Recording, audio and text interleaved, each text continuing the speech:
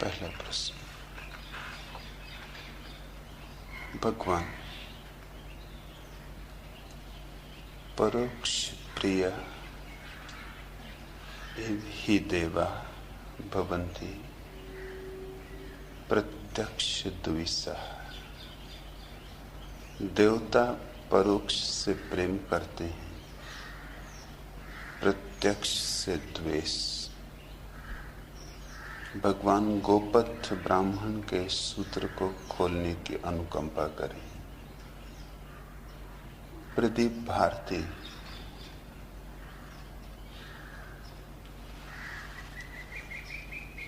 द्वेष का दिव्यता से कोई भी संबंध नहीं हो सकता। जहां द्वेष है वहां दिव्यता नहीं। राबिया अल अदाविया के जीवन में यह प्यारा उल्लेख है। उसके घर एक फकीर हसन मेहमान था।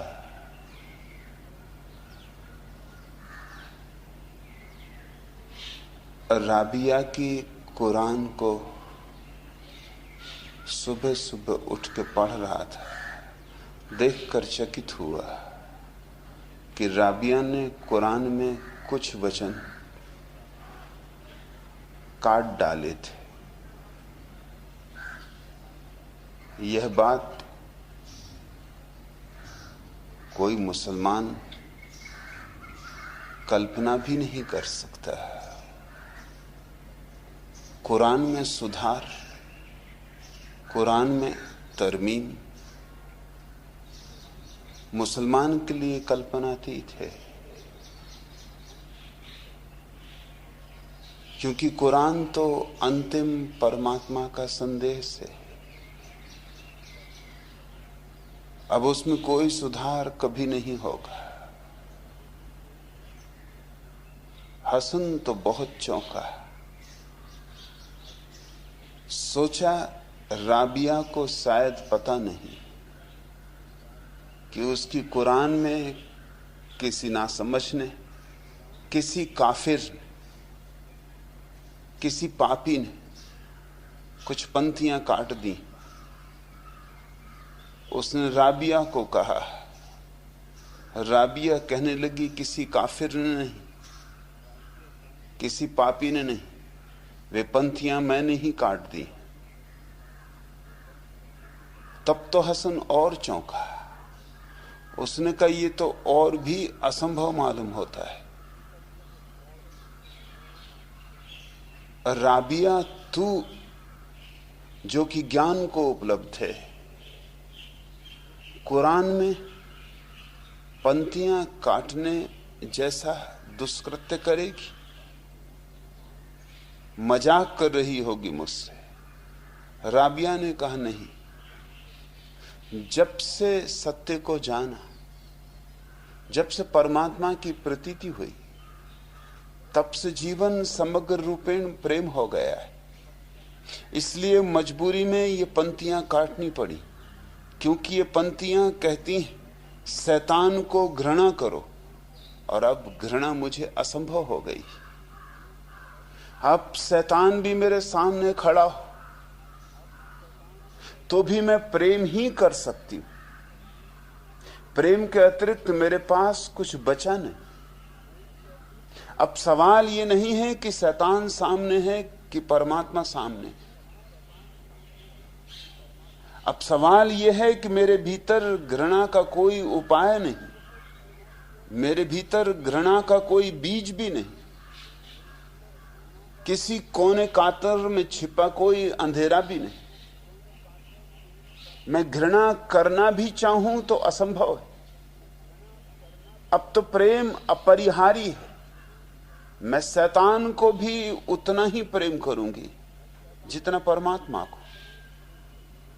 इसके सिवाय कोई उपाय नहीं।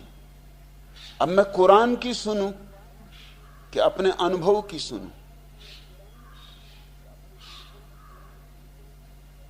मजबूरी में मुझे ये पंक्तियां काटनी पड़ी। और ध्यान रहे ये कुरान की प्रति मेरी है, ये मेरी प्रतीति के अनुकूल होनी चाहिए, और मेरी प्रतीति प्रेम की है, और ये भाषा घृणा की है। शैतान को घृणा करो, लेकिन घृणा करने के लिए घृणा को बचाना तो होगा ही। घृणा देने के लिए घृणा भीतर तो संभाल के रखनी ही होगी। और ध्यान रहे, घृणा और प्रेम एक साथ भीतर नहीं हो सकते, और जब तक घृणा है तब तक प्रेम नहीं। फिर चाहे घृणा को तुम कोई भी रंग दो, कोई भी रूप दो, और जब प्रेम आता है तो यूं आता है जैसे प्रकाश आता है। प्रकाश के आगमन पर अंधेरा नहीं, अंधेरा है तो प्रकाश का आगमन नहीं। यूं चाहो तो अंधेरे को ही प्रकाश कह लो, ये तुम्हारी मर्जी। मैं इस सूत्र का समर्थन नहीं कर सकता हूं। गोपथ ब्राह्मण का यह सूत्र बुनियादी रूप से गलत है।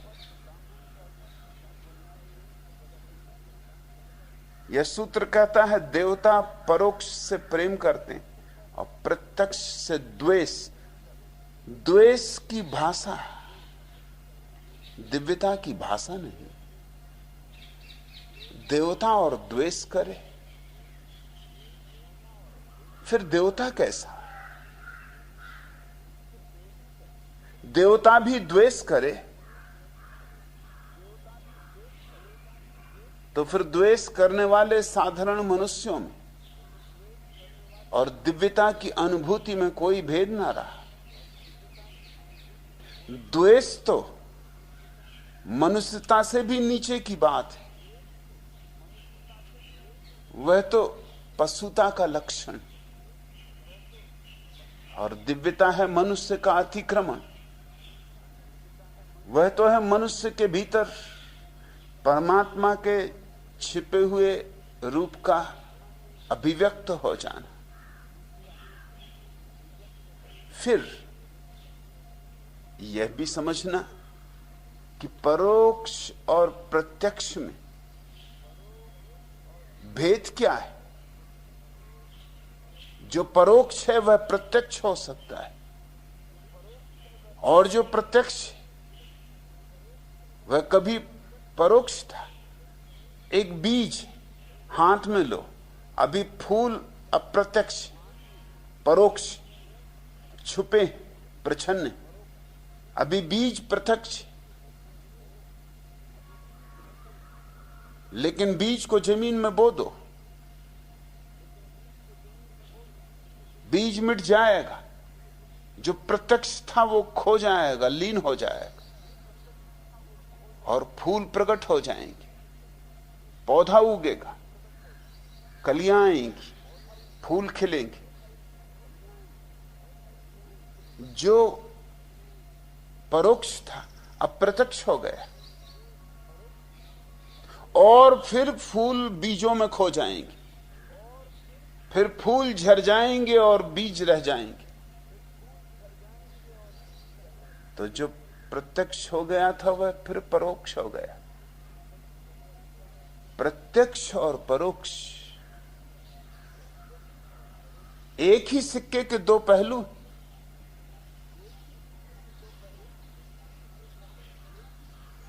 बुद्धत्व तुम्हारे भीतर परोक्ष, बुद्ध के भीतर प्रत्यक्ष। क्या देवता बुद्ध के प्रति द्वेष करेंगे और तुमसे प्रीत करेंगे? परोक्ष से प्रेम और प्रत्यक्ष से द्वेष, यह कैसा गणित है? लेकिन देवता दिव्यता से इसका कोई संबंध नहीं। ये गोपथ ब्राह्मण पुरोहित की भाषा बोल रहा है। पुरोहित निश्चित रूप से प्रत्यक्ष से द्वेष सिखाता है। प्रत्यक्ष है जगत और परोक्ष है परमात्मा। सदियों सदियों से पुरोहित के जीवन का यही आधार रहा है, उसके शोषण की यही प्रक्रिया है कि वो प्रत्यक्ष से, जो आंख के सामने उससे द्वेष सिखाए, और जो आंख के सामने नहीं उसके लिए तुमसे हाथ जुड़वाए। गौर से देखोगे तो पुरोहित के व्यवसाय का सूत्र है यह, क्योंकि जो प्रत्यक्ष है उसके लिए तो पुरोहित की कोई जरूरत नहीं, किसी मध्यस्थी की कोई जरूरत नहीं। जो परोक्ष है, जो दिखाई नहीं पड़ता तुम्हें, स्वभाव था तुम्हें किसी का सहारा लेना होगा। जो दावा करता है कि उसे दिखाई पड़ता है,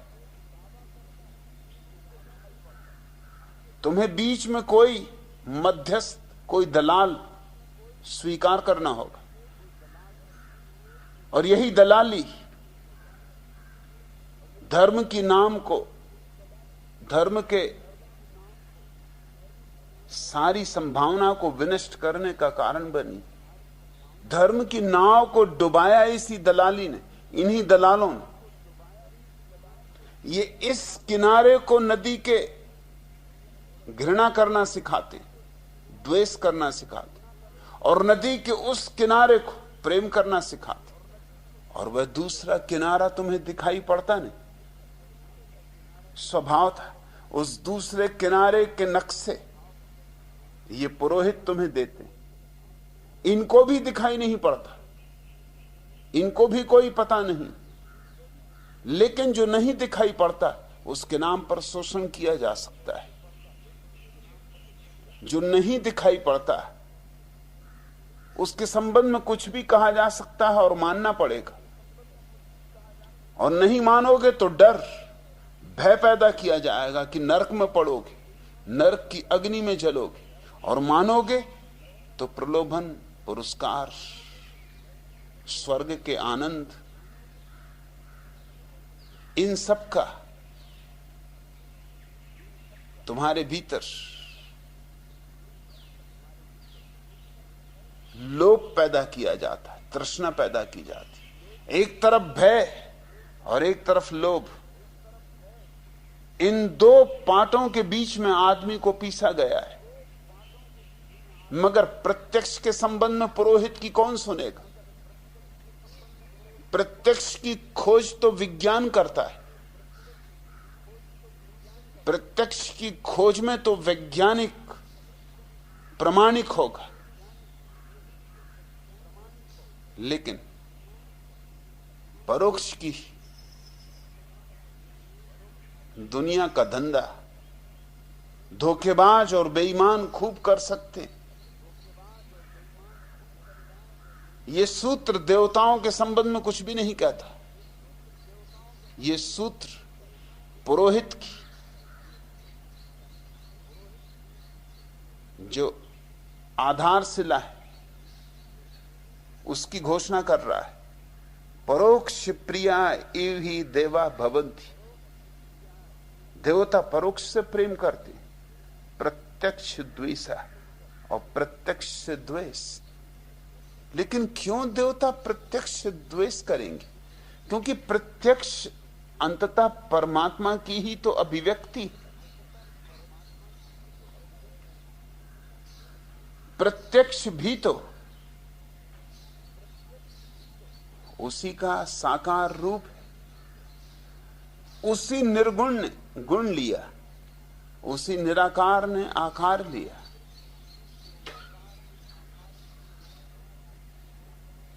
क्यों घृणा करेंगे, क्यों द्वेष करेंगे?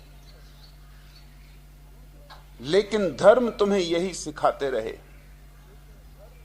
संसार को छोड़ो, संसार प्रत्यक्ष, इसे त्यागो और परोक्ष की खोज करो। यूं तुम्हें अंधेरे में भटकाया गया है, वो छीन लिया गया, और तुम्हें ऐसी चीजें दी गई जिनको न तुम देख सकते हो न पहचान सकते हो। तुमसे कहा जाता है संसार माया है और ब्रह्म सत्य। जो है उसे तो माया समझाया जाता है, और जिसका तुम्हें कोई भी पता नहीं उसके सत्य होने के तर्क दिए जाते। इन तर्कों का खूब फायदा पुरोहितों ने, पंडितों ने, इमामों ने, पोपों ने जी भर के उठाया है। स्वभावतः जिनको पृथ्वी का नक्शा भी पता नहीं था, उन्होंने स्वर्ग के नक्शे बनाकर दे दिए। उस पर विवाद भी नहीं हो सकता, विवाद का कोई आधार भी नहीं हो सकता, कोई परीक्षण का उपाय भी नहीं, कोई कसौटी भी नहीं। इसलिए जैन स्वर्गों का एक नक्शा बनाते, हिंदू दूसरा नक्शा बनाते, मुसलमान तीसरा नक्शा बनाते, ईसाई चौथा नक्शा बनाते। पृथ्वी पर कोई 300 धर्म और 300 धर्मों के कोई 3000 उप संप्रदाय, और इन सब के अपने नक्शे, और सबकी मान्यता है इनके नक्शे सही, और इनके नक्शों को कोई भी गलत सिद्ध नहीं कर सकता। परोक्ष को गलत सिद्ध करने का भी उपाय नहीं। प्रत्यक्ष के संबंध में पुरोहित मुश्किल में पड़ जाता है, इसलिए वह प्रत्यक्ष से बचता है, जबकि प्रत्यक्ष ही परमात्मा तक पहुंचने की सीढ़ी। प्रत्यक्ष को ही समझोगे तो प्रत्यक्ष के भीतर छिपे हुए परोक्ष को भी खोज पाओगे। लेकिन यह भी ख्याल रखो, जब परोक्ष को जान लोगे तो वह भी प्रत्यक्ष हो गया, तब और भी मुश्किल खड़ी होगी, तब इस सूत्र को मानना और भी मुश्किल हो जाएगा। क्योंकि जिन्होंने परमात्मा का साक्षात्कार किया है उनके लिए परमात्मा प्रत्यक्ष हो गया। क्या देवता परमात्मा को भी द्वेष करेंगे? जिन्होंने आत्मा को जान लिया उनके लिए आत्मा प्रत्यक्ष हो गई। प्रत्यक्ष का मतलब आंख के सामने हो गई।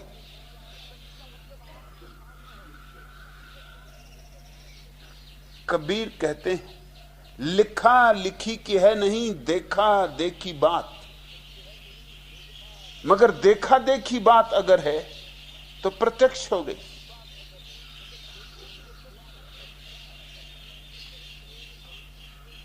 जो भी जान लिया वही देवताओं के लिए द्वेष का कारण हो जाएगा।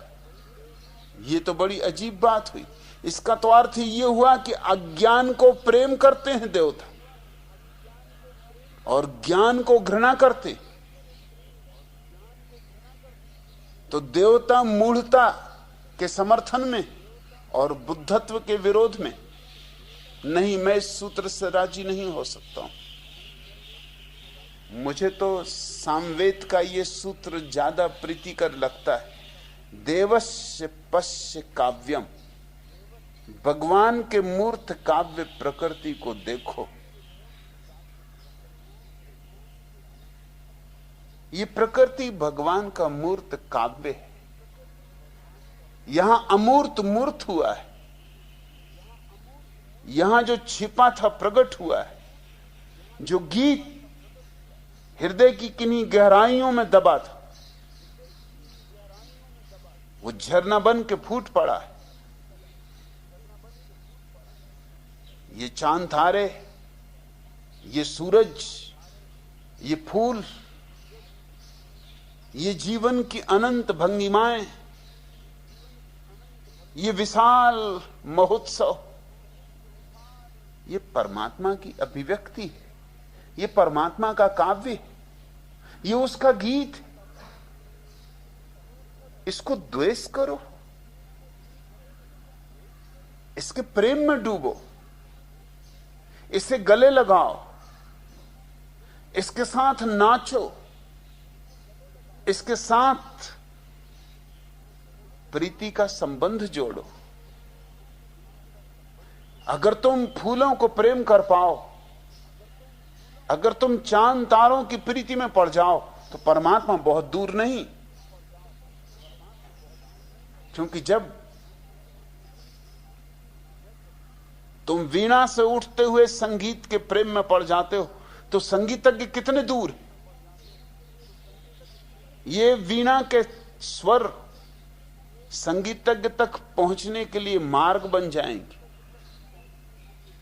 जब तुम नृत्य में आनंद मग्न हो जाते हो, तो नर्तक कहीं दूर, नृत्य में ही तो छिपा है। इसलिए तो हमने परमात्मा को नटराज कहा है। बहुत प्यारा प्रतीक दिया है। इससे कोई प्यारा प्रतीक नहीं हो सकता। इसके पीछे बहुत गहरा राज है।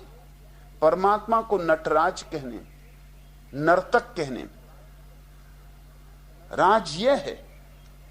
यूं तो हम चित्रकार भी कह सकते हैं उसे, जैसे कि सामवेद का ये वचन उसे कवि कह रहा है।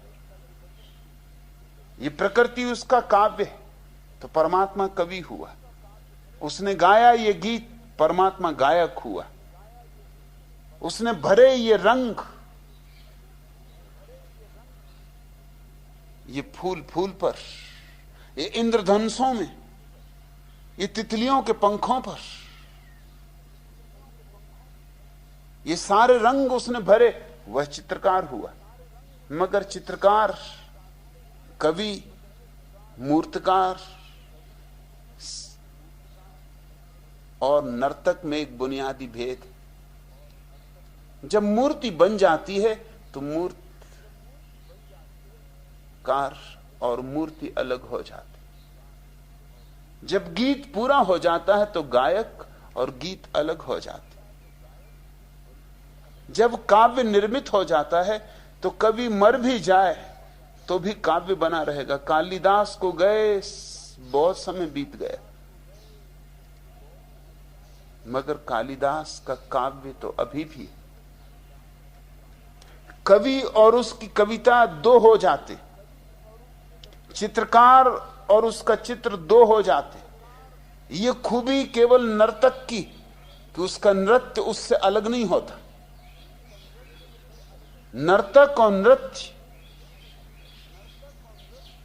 अटूट रूप से जुड़े, अखंड रूप से जुड़े, उन्हें भिन्न नहीं किया जा सकता, वे अभिन्न हैं।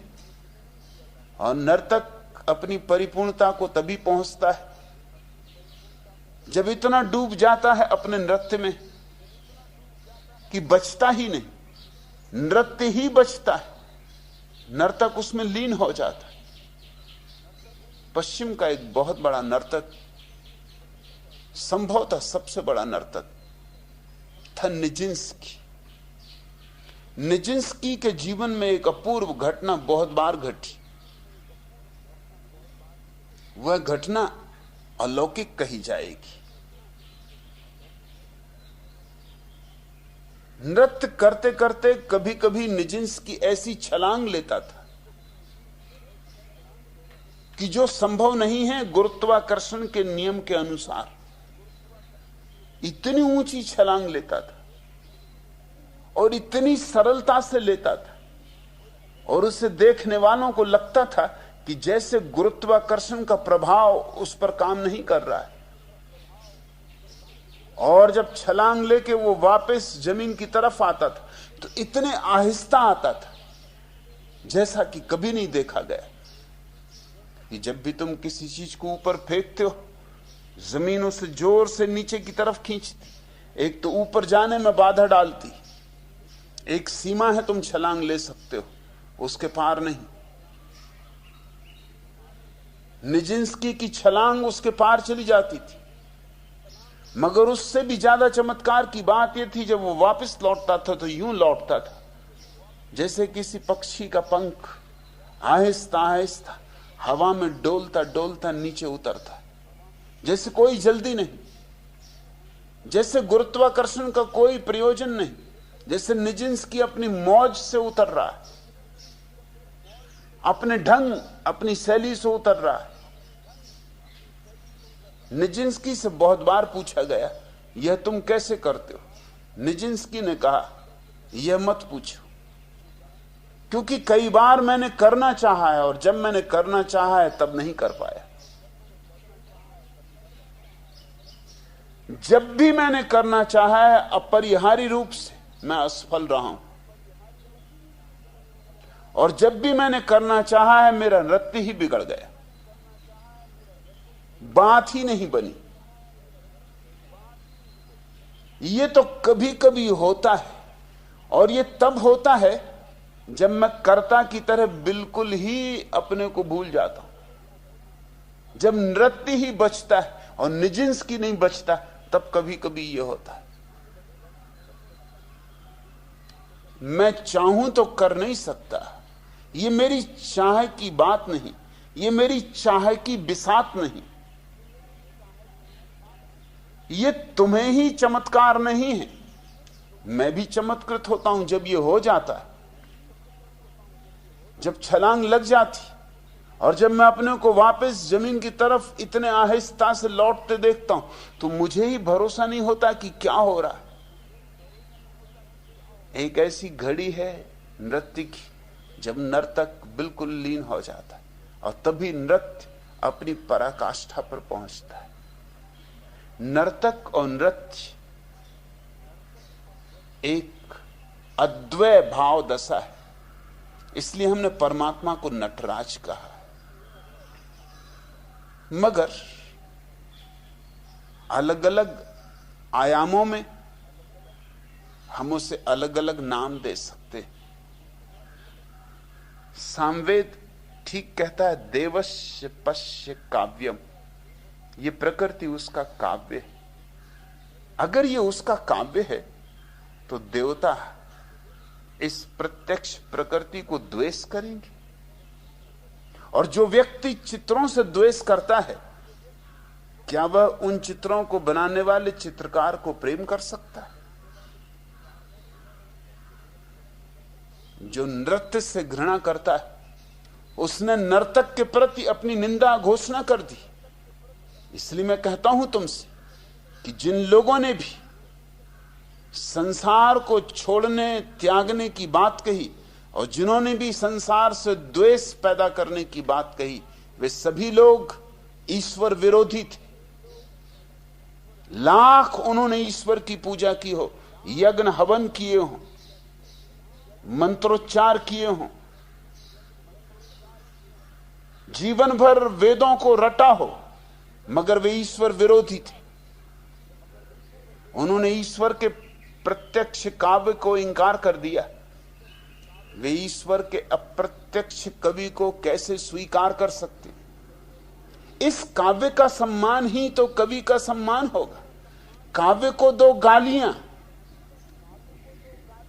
और कवि का सम्मान कर रहे हो, ये कौन सा तर्क है? कौन सा गणित है?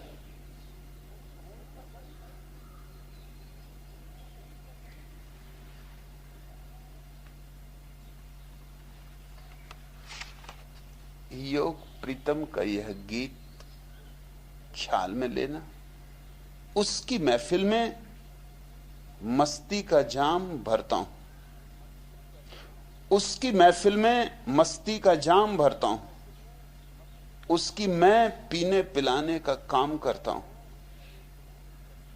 साज मेरे दिल का जो छेड़ दिया है उसने, साज मेरे दिल का जो छेड़ दिया है उसने, बस उसके नगमे गाने का काम करता हूं।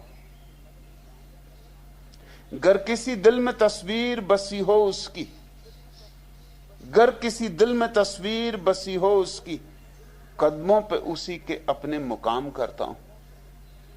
जो इस दीवाने का हाथ पकड़ में आए, जो इस दीवाने का हाथ पकड़ में आए, थाम कर चूम लेने का काम करता हूं। नूर आता हो नजर उसका आंखों में कहीं, नूर आता हो नजर उसका आंखों में कहीं, उसके दीदार में उम्र तमाम करता हूं। उसके रस में डूबा मिल जाए मस्त कोई, उसके रस में डूबा मिल जाए मस्त कोई जिंदगी, अरे खुद की उसके नाम करता हूं। जो नाच गाए भगवान वही है बंदा, जो नाच गाए भगवान वही है बंदा। सत के जाता हूं मैं, उसे सलाम करता हूं, उसकी महफिल में मस्ती का जाम भरता हूं, उसकी मैं पीने पिलाने का काम करता हूं। प्रत्यक्ष और अप्रत्यक्ष, जो सामने है और जो छिपा है, एक ही सत्य के दो पहलू हैं। प्रत्यक्ष को प्रेम करो, क्योंकि वही सीढ़ियां बनेगा अप्रत्यक्ष के मंदिर की। प्रत्यक्ष को चाहो, जी भर के चाहो, क्योंकि पत्थर पत्थर में वही छिपा है। पानी की लहर लहर में सागर, इस अस्तित्व के कण कण में परमात्मा है।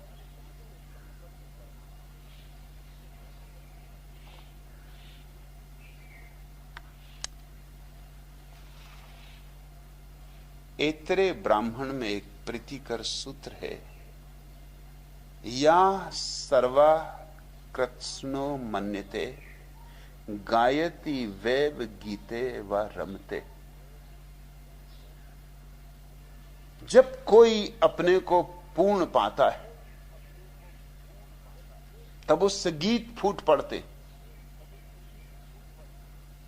वह संगीतपूर्ण उत्सव बन जाता है। जब कोई अपने को पूर्ण पाता है, मगर कोई कैसे अपने को पूर्ण पाता है?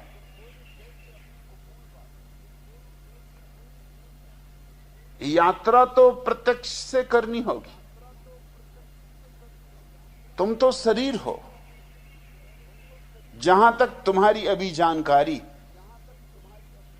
बहुत आगे बढ़े तो थोड़ी सी पहचान मन की, थोड़े और आगे बढ़े तो शायद थोड़ी सी झलक हृदय की। ये प्रत्यक्ष, शरीर बहुत प्रत्यक्ष, मन थोड़ा कम प्रत्यक्ष, हृदय और भी कम प्रत्यक्ष, और इन तीनों के पार छिपा है परोक्ष, चौथा तुरी। लेकिन शरीर से ही यात्रा करनी होगी। तुम जहां हो वहीं से यात्रा शुरू हो सकती। यात्रा वहां से नहीं शुरू हो सकती जहां तुम नहीं हो। तुम अभी शरीर में हो, शरीर से ही चलना होगा, शरीर की ही नाव बनानी होगी। शरीर को घृणा मत करना, नहीं तो नाव ना बना सकोगे। और अगर शरीर ने साथ न दिया तो भीतर न जा सकोगे। शरीर तो निरपेक्ष है, तटस्थ। बाहर की यात्रा करनी हो तो भी वही वाहन है, और भीतर की यात्रा करनी हो तो भी वही वाहन। शरीर तुमसे कहता नहीं कहां चलो, शरीर तो कहता है जहां चलना हो मैं तैयार। शरीर तुम्हारा दुश्मन नहीं, शरीर तो सदा मित्र है। लेकिन तथाकथित धर्मगुरु तुम्हें उल्टे पाठ पढ़ाते, शरीर दुश्मन है। और जिसने ये पाठ पढ़ लिया उसकी जिंदगी मुश्किल हो जाएगी। फिर वो शरीर से लड़ने लगेगा। जिसको सीढ़ी बनाना था उससे सिर टकराने लगेगा। इससे सीढ़ी नहीं मिटेगी, सिर्फ सिर टूटेगा।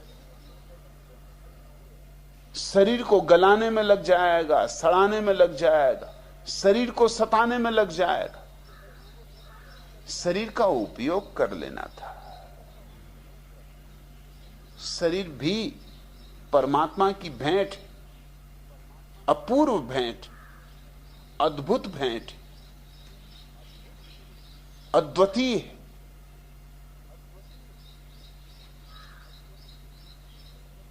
कृतज्ञ होना चाहिए परमात्मा का। एक अपूर्व शरीर तुम्हें दिया है जो 70, 80, 90, 100 वर्षों तक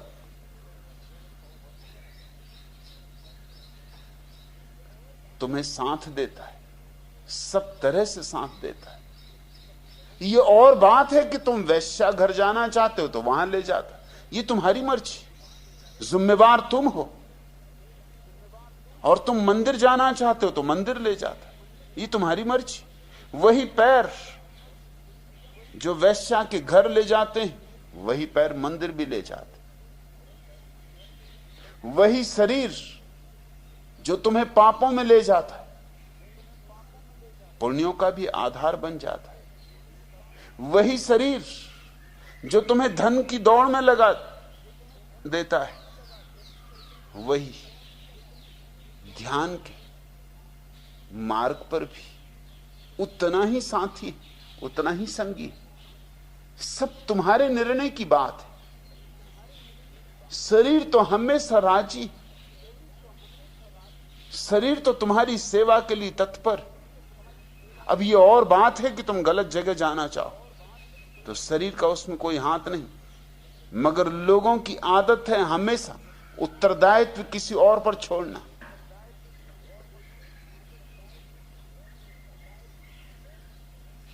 यूं हुआ कि एक आदमी पर अदालत में मुकदमा था, उसने हत्या कर दी थी, कुल्हाड़ी उठा के, और एक आदमी की गर्दन काट दी थी।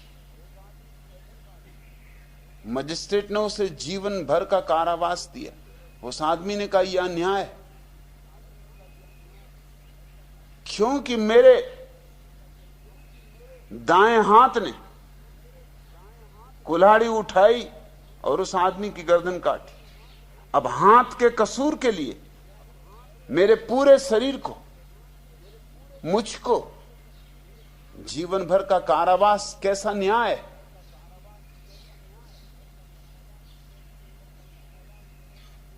मजिस्ट्रेट को भी मजाक सूझा। उसने कहा फिर ठीक है, हम तुम्हारे दाएं हाथ को जीवन भर का कारावास देते। मजिस्ट्रेट ने सोचा कि जब दायां हाथ जेल खाने में रहेगा तो पूरा शरीर भी तो उसके साथ ही रहेगा, जाएगा कहां। वहां जरा चूक हो गई। मजिस्ट्रेट के ये कहने पर उस आदमी ने अपना दायां हाथ निकाल के और मजिस्ट्रेट की टेबल पर रख दिया। दायां हाथ उसका कृत्रिम था।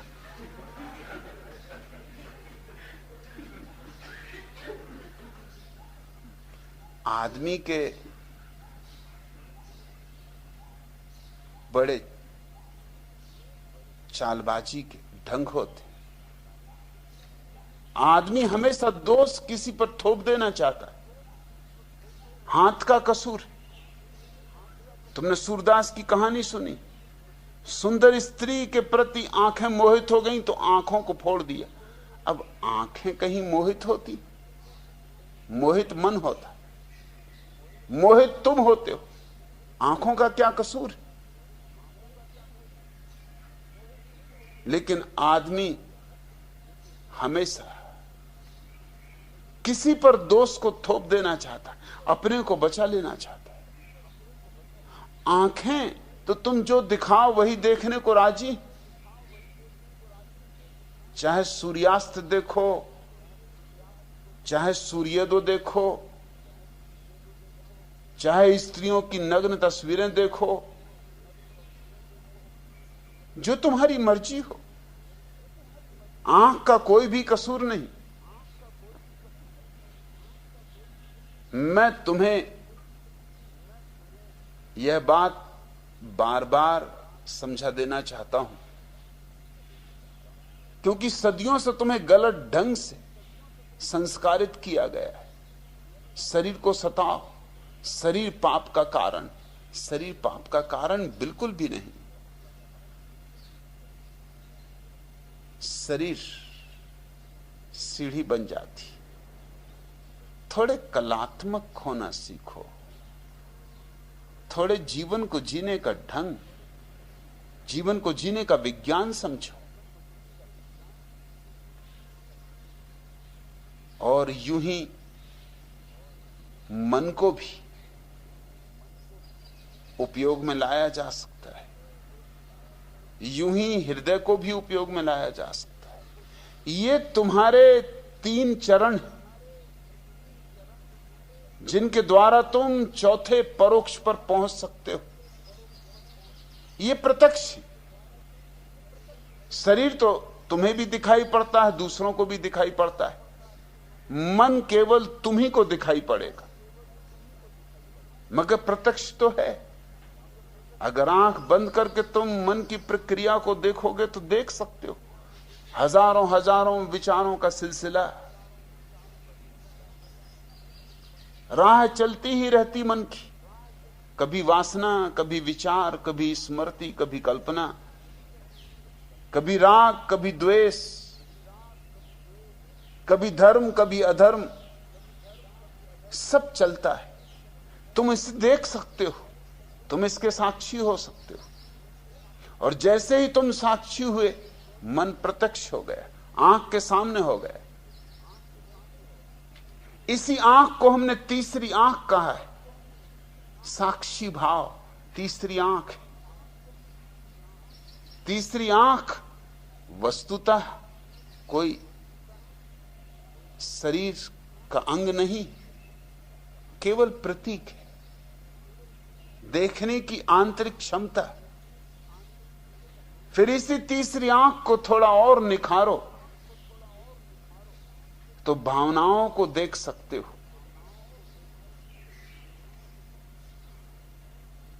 भावनाएं और भी सूक्ष्म विचारों से, मन में उठी हुई जो विचारों की तरंगें, इनसे भी ज्यादा सूक्ष्मतर तरंगें हृदय में उठती। मगर एक बार देखने की कला आ जाए, साक्षी की प्रक्रिया समझ में आ जाए, तो तुम अपनी सूक्ष्मतम तरंगों को भी देख सकते हो। फिर वे प्रत्यक्ष हो जाएंगे, और जिस क्षण ये तीनों प्रत्यक्ष हो जाएंगे, उस क्षण चौथी क्रांति घटेगी। तब तुम स्वयं को देख पाओगे। वहां देखने वाला और दिखाई पड़ने वाला 2 नहीं होंगे, वहां दृष्टा और दृश्य एक होगा। वही परमात्मा अनुभूति। और जो व्यक्ति इस अनुभूति को उपलब्ध हो जाता है, या सर्व कृतस्नो मन्यते गायती वैव गीते वरमते, उससे गीतों के झरने फूट पड़ते। तुम्हारे संत इतने रूखे सूखे मालूम पड़ते, इतने मुर्दा मालूम पड़ते कि ये माना नहीं जा सकता कि उन्होंने अपने को जाना होगा। क्योंकि जिसने अपने को जाना है, उससे गीतों के झरने फूटने ही चाहिए, उसके जीवन में उत्सव होना ही चाहिए, उसके पैरों में घुंघरू बंधेंगे ही, उसके ओंठों पे बांसुरी आएगी ही, उसके शब्द शब्द में रस होगा, उसके उठने बैठने में, उसके देखने में, उसके चलने में, उसके बोलने में न बोलने में, उसके मौन में भी संगीत होगा। उसका सारा जीवन, जीवन के सारे रंग किसी अलौकिक आभा से मंडित होंगे। तुम्हारे तथाकथित साधु सन्यासी जैसे रूखे सूखे मालूम पड़ते, वह काफी प्रमाण है इस बात का कि उनके भीतर गीतों के झरने फूटे नहीं, उनके जीवन में उत्सव नहीं आया। वे किसी स्वर्ग की आकांक्षा कर रहे हैं जो मृत्यु के बाद घटेगा। वस्तुतः जो स्वर्ग है वो अभी घटता है, यहीं घटता है। कोई स्वर्ग मृत्यु के बाद की भौगोलिक चीज नहीं। स्वर्ग वह अनुभव की दशा है, जब तुम्हारे भीतर प्राण नाच उठते। या सर्व कृत्स्नो मन्यते गायति वैव गीते व रमते। न केवल गीतों के झरने फूट पड़ते, बल्कि जीवन संगीतपूर्ण हो जाता है, एक उत्सव बन जाता है। मैं सन्यास की इसी प्रक्रिया को तुम्हें समझा रहा हूं। प्रत्यक्ष को भी उत्सव बनाना है, परोक्ष को भी पाना है, मगर परोक्ष को पाने का मतलब ही यही होता है कि वह भी प्रत्यक्ष हो जाना चाहिए। अब प्रत्यक्ष कुछ भी ना रह जाए